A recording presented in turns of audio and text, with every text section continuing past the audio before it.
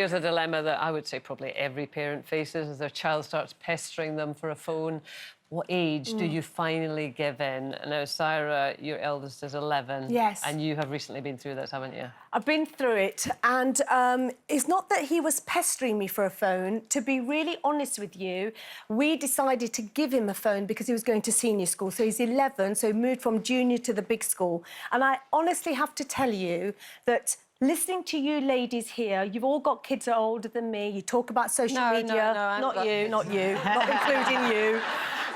But, you know, you've made it very clear that it's a responsibility, how to prevent online trolling, all of that. So I took that on board and I just thought, you know, I've been on this show and I've got these experienced mothers. I'm going to do the right thing. You're going to start blaming us for something. We've talked a lot as well, haven't we, about what we wish we'd done differently, because we were like the first generation, really, of mums giving kids phones. That's right. And I think we'd all admit we've probably made a lot of mistakes. So what Steve and I did... What did you decide to do? What Steve and I did was we decided to really drum it home to him, and we read out a contract to him, and I think we've got a clip of Steve doing that. Contract? Okay. That you wrote?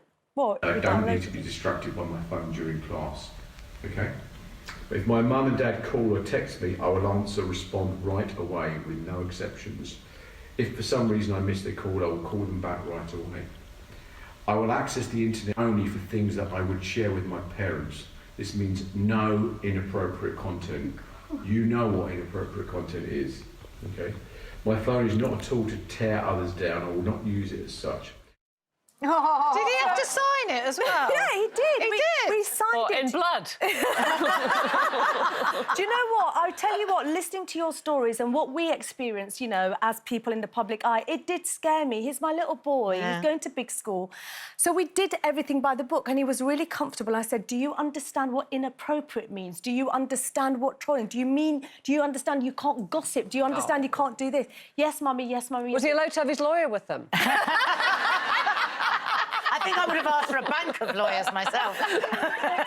so bless him, we gave him his phone, and he was really happy. And to be honest, more than anything else, it was more about me saying, what time do you finish? Have you got a club? It was that kind of communication. Anyway, it was all right until the first week was over, and I could see him over the days just being a little bit kind of down and stuff. Oh. And on the Friday, he got in the car and he just said something. He said, Mummy, I don't think I'm really very popular at school. And I said, what do you mean, Zach? And he said, I don't think people find what I say funny. And I just thought, right, give me the phone. So I got his phone.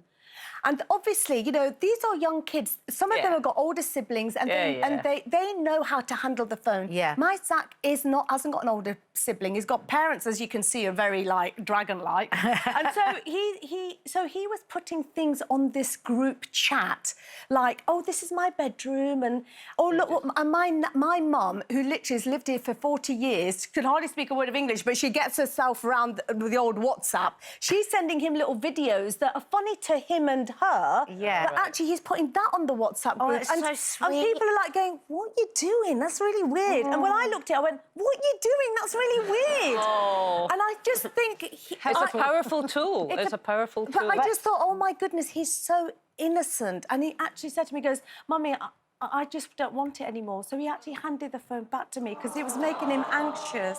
Well, he's got more sense than you, then, hasn't he?